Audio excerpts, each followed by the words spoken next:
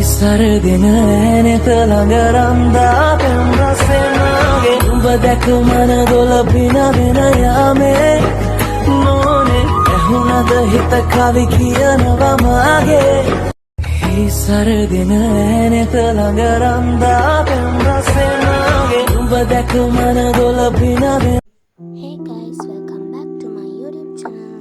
ඉතින් මගේ YouTube channel එකට අලුත් කෙනෙක් නම් ආවත් සාදරයෙන් පිළිගන්නවා. ඉතින් මගේ face එක ගණන් ගන්න එපා. අද දෙම නැගිටලා අපි ගම යනවා තේම දැන් ඉතින්නේ මම වෙලාව පාමාර විතර ඇති.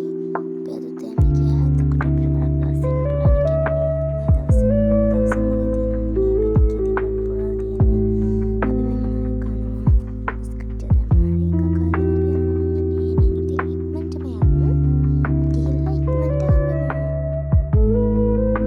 ඉතින් මට ඔයාලට කොට දවසකින් vlog එකක් ගන්නත් බැරි වුණා because ගොඩක් reasons තිබ්බා කොහොම හරි දැන් මම ඔයාලට ඉක්මනට මේ වීඩියෝ එක edit කරලා දැම්මා මම දැන් අපි ඇවිල්ලා ඉන්නේ දන්නවා මම මේ vlog එකක් කලිනුත් කළා අපේ ගමේ යන් කියලා ඒක බැලුවේ නැත්තම් දැන් බලන්න ඉතින් මේ තියෙන්නේ අපේ අපි කුඹරක් තියෙනවා ඒකෙන් ගන්න වී මලු තමයි ඔය තියෙන්නේ ඊට පස්සේ ඉතින් මෙතන තියෙනවා අපේ පළතුරු ඔක්කොම කෙසේ පළතුරු එළවලු අඹ ගස්ලපු ඊට පස්සේ අපේ ආච්චි කැවිලි හදනවා ඒ කැවිලි වල ඔක්කොම මුං කෑවුම් අතිරස කෑවුම් කුකීස් තල මේ හැමදේම තියෙනවා මම ඔයාලට වීඩියෝ එක ඉස්සරහට පෙන්නන්නම් පැහැදිලිව දැනට තියෙන ඉතින් මෙන්න මේ ටික තමයි ඊට පස්සේ අපේ ආච්චි පියනින් අංජලාවකුත් බැඳලා කොමාරි අපේ නංගියක පදිනවා ඊට පස්සේ මේ ඉන්න බල්ලෙක් මෙහෙම නෙමෙයි යා ඒත් මෙයා මේ තමයි ඉන්නේ ඊට පස්සේ අපේ ආච්චි තින් අපේ කාර් එක අරගෙන අපි ගමේ ගිය පළවෙනි පාර නිසා අවුරුද්දට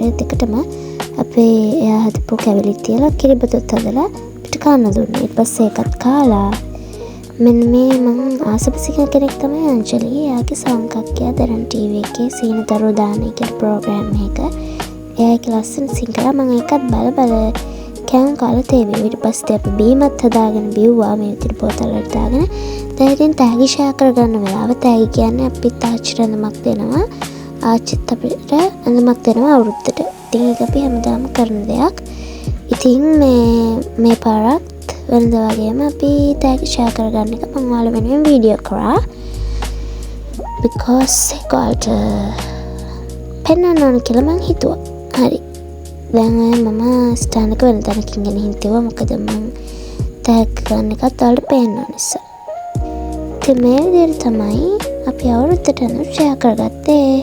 ඉතින් ඔයාලට ඇඳුම් ෂෙයා කරගත්තද? ඔයාලට ඇඳුම් ලැබුණද? ඇඳුම් ගත්තද? මේ හැමදේම අපිට කමෙන්ට් එකක් දාන්න අමතක කරන්න එපා.